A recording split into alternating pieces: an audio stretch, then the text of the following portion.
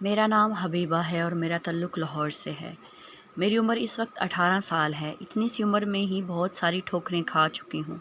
सब लोग इस बात का इल्ज़ाम मेरे बाबा पर लगाते हैं, लेकिन मैं जानती हूँ कि मेरे बाबा का गुनाह सिर्फ़ इतना है कि उन्होंने मुझे हद से बढ़कर प्यार किया था। हम लोग 4 बहनें थीं, मैं बहनों में सबसे बड़ी हूँ। हमारा कोई भी भाई नहीं था, लेकिन फिर भी अम्मा अब्बा के माथे पर शिकन तक नहीं आती थी। वो दोनों सबसे सिर्फ़ यही कहते थे कि बेटियां तो अल्लाह की रहमत होती हैं, इनके होते हुए मैं कैसे रब की नाशुक्री करूं। दादी और नानी हमेशा इन दोनों को कहती थी कि कोई इलाज करवाओ या किसी पीर बाबा के पास जाओ। अगर इतना नहीं कर सकते तो कोई मन्नत ही मांग लो।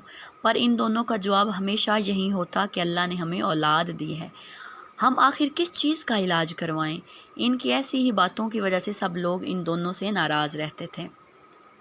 लेकिन अम्मा अब्बा खुश थे और वो दोनों हमें बहुत अच्छी ज़िंदगी दे रहे थे। दोनों की कोशिश थी कि हमें जितना हो सकता है अच्छा पढ़ाएं लिखाएं। इस वजह से अब्बा रोज़ की दो दो नौकरियां करते थे। वो सुबह 9 बजे जाते और 5 बजे तक ऑफिस में होते और फिर रात 10 बजे तक दूसरे दफ्तर में जाते। इस तरह अम्मी भी सुबह के वक्त एक स्कूल में पढ़ाती थी। हमारा गुजारा अच्छा चल रहा था। हम चारों बहनें स्कूल से घर आती और फिर कुरान पढ़ने चली जाती। वहाँ से आकर सीधा ट्यूशन चले जाते और घर पर भी अम्मा के पास ट्यूशन वाले बच्चे आ जाते। ऐसा ही सब अच्छा चल रहा था कि हमें स्कूलों से छुट्टियां हो गई और कोरोना की वजह से वो छुट्टियां बढ़ती ही जा रही थी। मैं जो पहले स्कूल और फिर ट्यूशन जाती थी, सब कुछ बंद हो गया और अब हम सब बहनें घर ही रहती थी। अब्बा सुबह दफ्तर जाते, अम्मा जो पहले स्कूल जाती थी वो सब घर पर सिलाई सेंटर शुरू कर चुकी थी। घर का बड़ा कमरा इसके लिए मखसूस था। हम सब बहनें सारा दिन आपस में खेलती थी, लेकिन अब बोर होने लग गए तो अब्बा ने हमें घर में नेट लगवा दिया और मोबाइल और कंप्यूटर ला दिया ताकि हम लोग इससे अपना टाइम पास कर सकें। सब लोगों ने अब्बा को बहुत बातें सुनाई कि देखो ज़रा बच्चियों को ये सब ला कर दे रहा है। दोनों मियाँ बीवी सारा दिन मेहनत करके कमाते हैं और ये उड़ाते जा रहे हैं। दादी जो चाचू के पास होती थी वो भी अक्सर अब्बा से यही कहती थी कि तुम्हारी एक नहीं 4 बेटियां हैं, अभी से इनके लिए जोड़ना शुरू कर दोगे तो जहेज़ बनेगा। लेकिन अब्बा ने किसी की भी बात नहीं मानी और हमेशा हमारी खुशियां पूरी करते रहे। सब के इतना कहने के बावजूद कि बच्चियों पर सख्ती करो बिगड़ जाएंगी, अब्बा ने ऐसा कुछ नहीं किया। बाकी बहनें छोटी थी, वो सारा दिन टीवी पर कार्टून्स देखती थी और मैं मोबाइल की तरफ लग गई। अम्मा सिलाई सेंटर में होती थी और बस हमें खाना वगैरह देने आ जाती थी।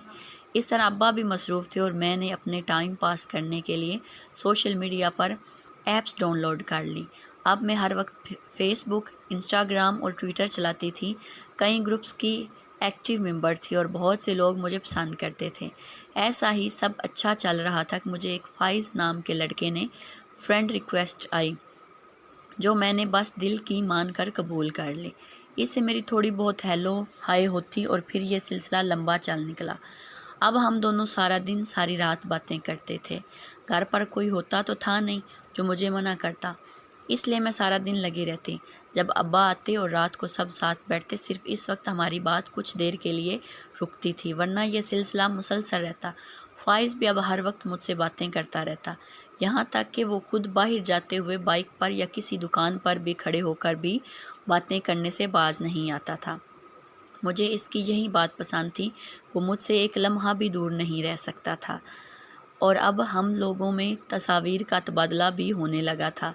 मैं खुश थी क्योंकि वो हर वक्त मेरी तारीफ़ें करता रहता था और दिन में कम अज़ कम 15 दफ़ा मुझे तस्वीर भेजने का कहता। मैं बड़ी हैरान थी, लेकिन वो कहता था कि मुझे देखे बिना इसका गुजारा नहीं होता। मुझे भी वो बहुत प्यारा लगता था। वो भी छोटा सा था और इसकी उम्र मुझसे 4-5 साल ही ज़्यादा थी।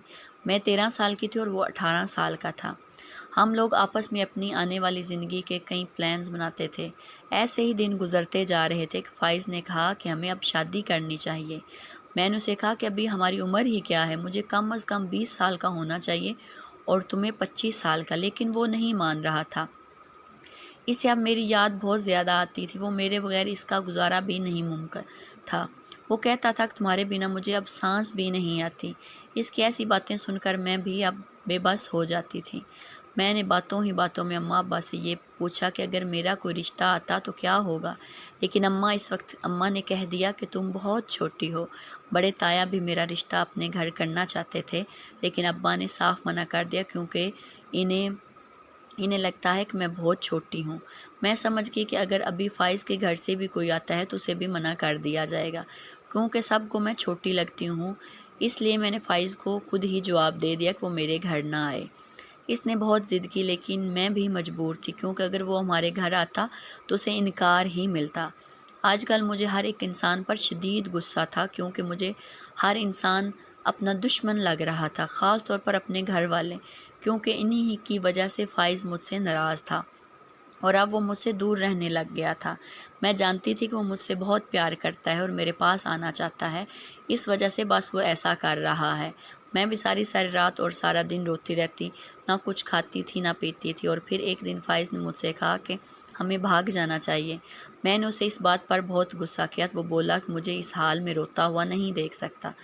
میں نے اسے پھر بھی بہت منع کیا، لیکن وہ باز نہیں آیا اور مجھے حاصل کرنے کے لیے دلیلیں دیتا رہا۔ مجھ میں بھی اب ہمت نہیں تھی اور 3-4 مہینے بعد آخر رضامند ہو گئی۔ میں نے فائز کے ساتھ بھاگنے کا فیصلہ کر لیا۔ میں نے اسے کہا کہ میں آ تو جاؤں گی اتنی دور سے، لیکن تمہارے پاس آنا کیسے ہے؟ وہ تو بولا وہ خود ہی مجھے میرے گھر سے آ کر لے جائے گا اور رات کے وقت میں بس باہر آ جاؤں۔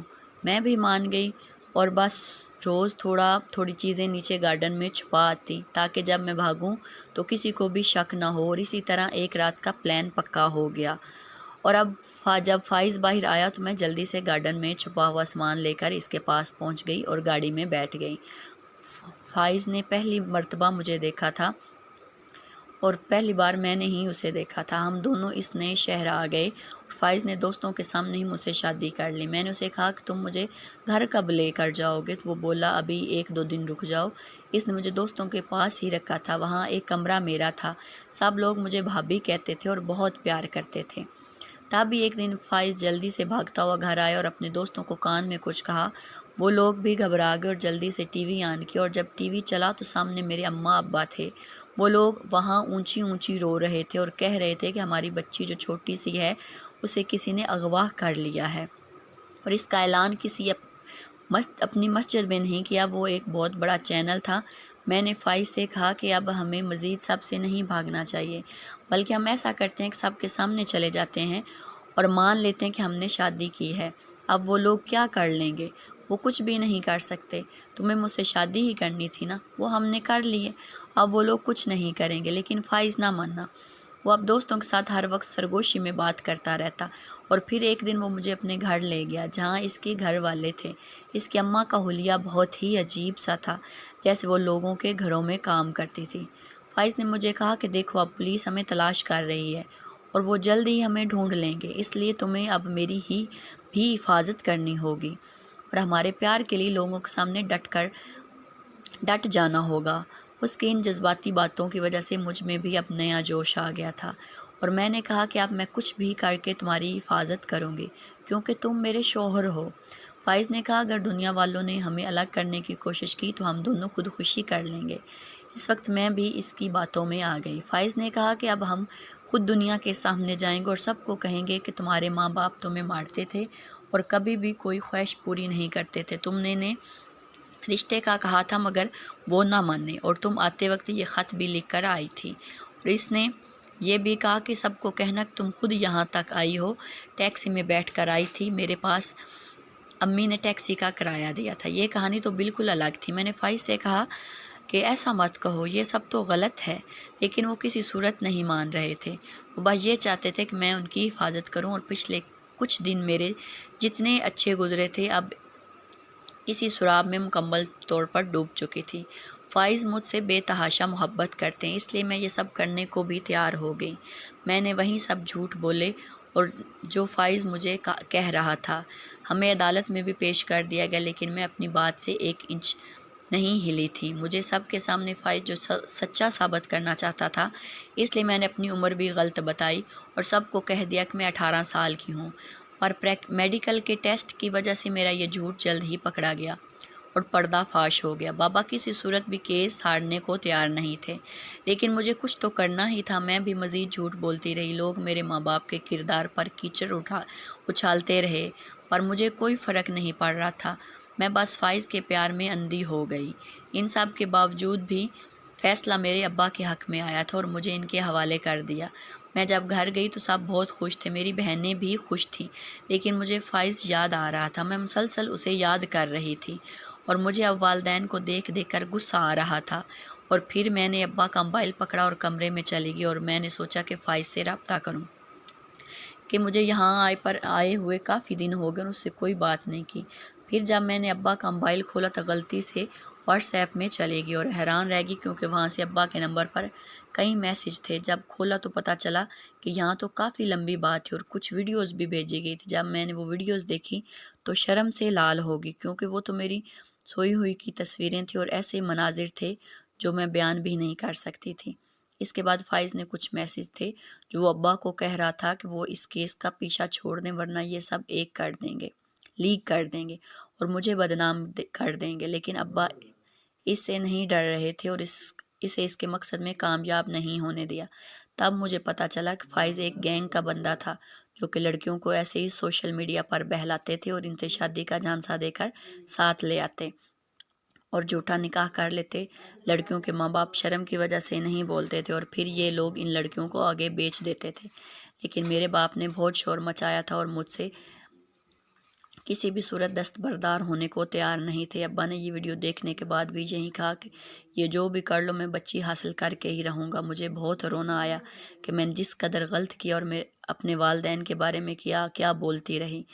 میں اب نئی سوچ لے کے سارا کیس میں نے الٹ کر دیا اور کل کورٹ میں پیشی تھی جو کہ فائز نے چیلنج کیا تھا کہ میں وہاں سب کے ساتھ گئی تو وہ مجھے دیکھ کر ہنس رہا تھا، پر میں اس کا ڈرامہ جانتی تھی۔ اس لیے میں نے کورٹ میں صحیح بیان دیا کہ فائز کا ایک گینگ ہے اور یہ دوست ایسے 1000 لڑکیاں لا چکے ہیں۔ سب حیران تھے کہ یہ کایا کیسے پلٹی۔ تب میں نے انہیں حقیقت بتائی۔ اس کے بعد فائز پر لگے سب الزام سچ ہو گئے تھے اور اسے جیل کی سزا ہو گئی تھی۔ وہ سارا گینگ بھی پکڑا گیا، اس میں فائز کی ماں بھی شامل تھی، اسے بھی جیل ہو گئی۔ آج میں اپنے گھر تھی اور اپنا بہت خوش تھی۔ میرے ماں باپ مجھے پڑھا دکھا رہے تھے اور مجھے امید ہے کہ اب میں ڈاکٹر بھی بن جاؤں گی اور پھر اپنے ماں باپ کا نام روشن کروں گی اور اب میری زندگی کا ہر فیصلہ میرے ماں باپ کے ہاتھ میں ہی ہوگا۔